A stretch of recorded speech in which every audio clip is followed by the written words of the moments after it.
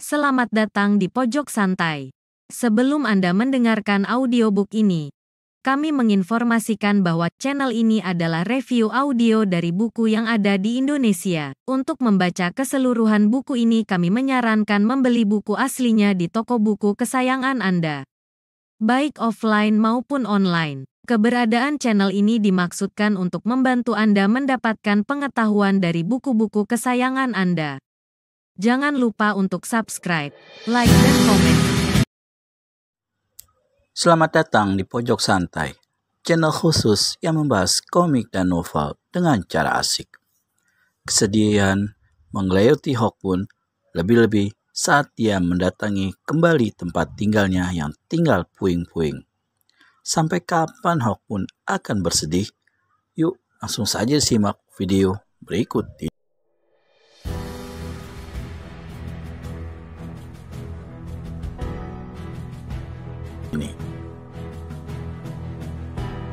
Lopek, aku mengaturkan terima kasih padamu dan juga pada semua saudara-saudara di sini. Soal dendam kesumat terhadap 5 manusia iblis itu adalah urusan pribadiku. Aku akan mencari mereka sekalipun ke neraka.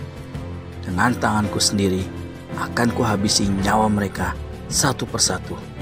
Sekali lagi terima kasih.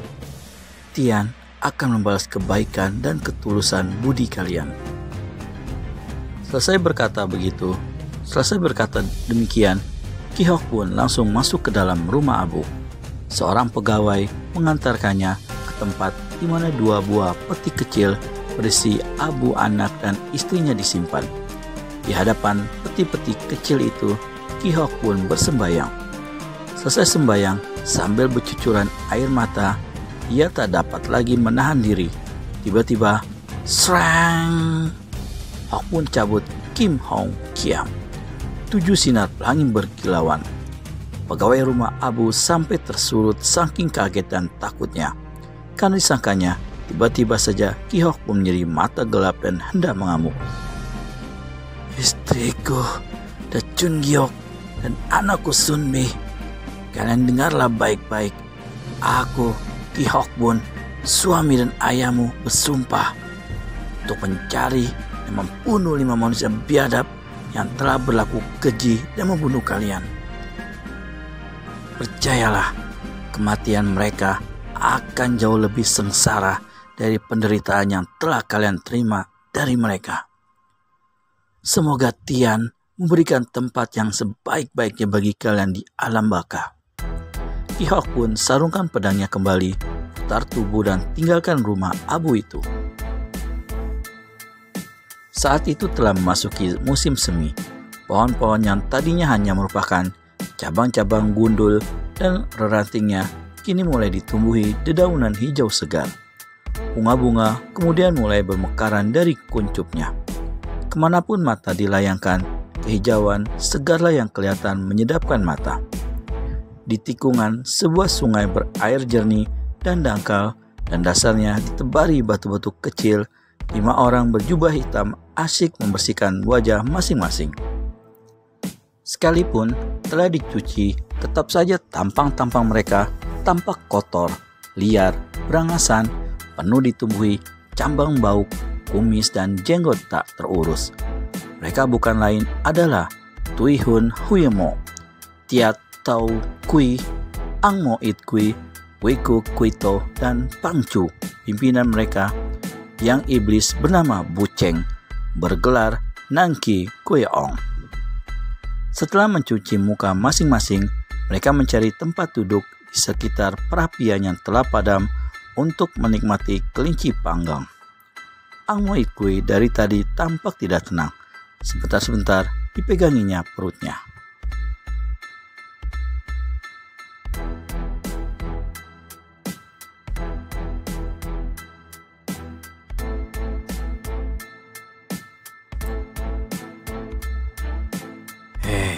Ada apa dengan kau? Bertanya Buceng. Perutku sakit, saut Ang Mo It Kui seraya mengunyah daging kelinci dengan muka berkerenyit. Perutnya mulas, entah apa sebabnya. Sejak tadi malam hal ini dirasakannya.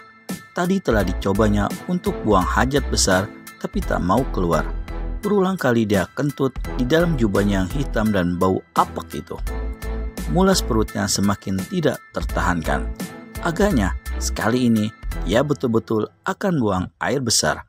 Daging kelinci yang belum habis dimakannya dibuangnya ke tanah. Lalu dia berdiri menuju bagian tikungan sungai yang tertutup rapat oleh pohon-pohon dan semak belukar lebat. Kamu kemana lagi? Tanya Gwekun Kuito. Buang hajat besar, jawab Ang Wei-kwit tanpa menoleh. Sesaat kemudian, dia sudah lenyap di balik pepohonan dan semak belukar, kira-kira 10 tombak dari tempat di mana kawan-kawannya berada. Sementara Ang Mo-it-kui mendekam di sebelah sana dan kawan-kawannya asik menyantap daging kelinci panggang. Si golok iblis Gwekun membuka mulut. Aku khawatir kalau 3 peti emas yang kita sembunyikan itu diketahui orang dan digasak habis. Sebelumnya, beberapa hari yang lalu untuk mempercepat perjalanan, Buceng telah memutuskan menyembunyikan 3 peti emas rampokan di satu tempat rahasia. Sambil mengunyah daging kelinci panggang dalam mulutnya, Buceng alias Nangki Kuing Ong berkata, kalau tak ada di antara kita yang berkhianat sampai kiamat, tak ada orang lain yang bakal tahu rahasia itu. Tiai Tau Kui mengunyah daging kelinci dalam mulutnya dengan segan-seganan. Lama-lama aku jadi jemu juga dengan kehidupan macam begini. Sepasang mata Nangki Kui Ong membeliak. Dia semburkan makanan dalam mulutnya, meneguk tuak dari buli-buli kecil, menyeka mulutnya, lalu bertanya dengan nada garang. Kau bilang apa tadi, Tia Tau Kui? Sesaat, Tia Tau Kui jadi kuncup juga nyalinya melihat pandangan mata dan wajah pangcunya itu. Dia tahu Nanking Kui Ong sangat tersinggung, bahkan marah sekali mendengar kata-katanya tadi. Sambil usap-usap kepala botaknya, dia berkata, kau jangan buru-buru marah dulu, Pangcu. Tapi coba kau pikir dengan hati dingin dan otak tenang. Sepanjang hari, kita selalu dirongrong oleh khawatir karena alat-alat kerajaan senantiasa melakukan pengejaran dan mencari kita di mana-mana. Belum lagi tokoh-tokoh silat golongan putih atau yang bekerja untuk Yunglo. Dalam pada itu, sampai saat ini, sisa-sisa pasukan yang terpecah dan berhasil kita kumpulkan masih sangat kecil. Bahkan, kita banyak mendapat tantangan dari orang-orang sendiri, seperti si Ki Hok Bun itu misalnya. Tia Tau Kui mengetikkan kata-katanya dan sejenak memandang pada pangcunya. Wah, teruskan pidatamu, Tia Tau Kui, kata Buceng. Itu bukan pidato, Pangcu. Maafkan aku. Ini cuma sekedar untuk dipikirkan. Kuperhitungkan sampai setengah tahun di muka, belum tentu kita dapat mewujudkan apa yang menjadi rencana kita. Kalau kurunungkan dalam-dalam, bukankah lebih baik bila emas rampasan yang 3 peti itu kita bagi 5, lalu mencari jalan sendiri-sendiri untuk menempuh hidup baru? Nangki Kui Ong menyeringai aneh. Tiba-tiba dia melompat dan mencekal leher jubah Tia Tau Kui sekaligus menyentakkannya hingga si kepala botak itu terangkat tegak. Tia Tau Kui keparat. Dengar baik-baik. Jangan kau berani bicara seperti itu lagi di hadapanku. Bahkan jangan kau berani punya jalan pikiran seperti itu. Jangan coba pengaruhi teman-temanmu dengan mulut manis, atau kau akan kubunuh detik ini juga. Sesaat kedua orang itu saling pandang. Nangki Kui Ong dengan mulut komat kamit entah mengucapkan apa, lalu mendorong keras-keras dada Tia Tau Kui hingga si botak itu jatuh terjengkang di tanah. Untuk beberapa lamanya, tak satu orang pun yang membuka mulut. Sunyi, bahkan siliran tiupan angin pun tidak kedengaran. Namun mendadak sontak kesunyian itu dirobek oleh satu jeritan amat menggigitkan. "Wah!" Suara jeritan Amoy Kui. Keempat orang itu tersentak kaget, saling pandang sesat. Itu jeritan Amoy Kui," kata si golok iblis Kui Kun. Kontan, keempat mereka melompat ke arah semak-semak dan pepohonan rapat di ujung kanan dari mana datangnya jeritan itu. Beberapa langkah mereka akan sampai pada deretan pohon-pohon tersebut. Tiba-tiba dari balik kerimbunan semak belukar melesat sebuah benda merah kehitaman menyambar deras ke jurusan Nanki Koeong dan 3 kawannya. Dalam keterkejutan, keempatnya cepat berkelit menghindarkan diri. Benda merah tadi jatuh ke tanah. Begitu mereka perhatikan, maka masing-masing 4 manusia iblis itu keluarkan suruhan keras. Tampang mereka kontan menjadi pucat pasti laksana kain kafan. Betapakan tidak, benda merah kehitaman itu ternyata adalah kepala berwajah merah dan berambut hitam Angmo Itkui yang telah dijagal. Dari bekas potongan lehernya masih menyembur darah segar mengerikan. "Angmo Itkui, apa yang terjadi denganmu, sobat? Siapa yang membunuhmu?" desis Tia Tokui dengan suara bergetar dan lutut goyah. Di antara 4 kawannya, dia yang paling dekat dengan Angmo Itkui. Tentu saja, kutungan kepala itu tidak bisa memberikan jawaban. Kesunyian menggigitkan menyungkup tempat itu.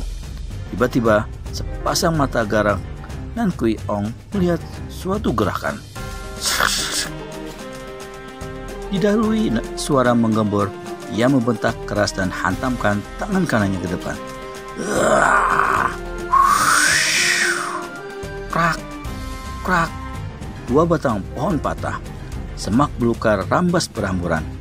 Di belakang semak belukar yang rambas itu, kelihatan tegak seorang bertubuh tinggi besar, bermuka kotor, penuh cambang bauk, tak kumis meliar dan rambut aut-autan. Sepasang matanya membesitkan sinar menggedikan maut. Tangan kanannya tergenggam sebilah pedang yang mengeluarkan 7 sinar angker. Siapakah sosok yang baru muncul itu? Temukan jawabannya di video selanjutnya hanya di channel Pojok Santai. Segera subscribe dan tekan tombol lonceng untuk mendapat notifikasi video terbaru dari kami. Oh iya, bagi kisanak yang ingin baca online dan offline Wiro Sableng atau novel silat lainnya, bisa kunjungi Negeri Para Pendekar Blogspot. Terima kasih dan sampai bertemu kembali.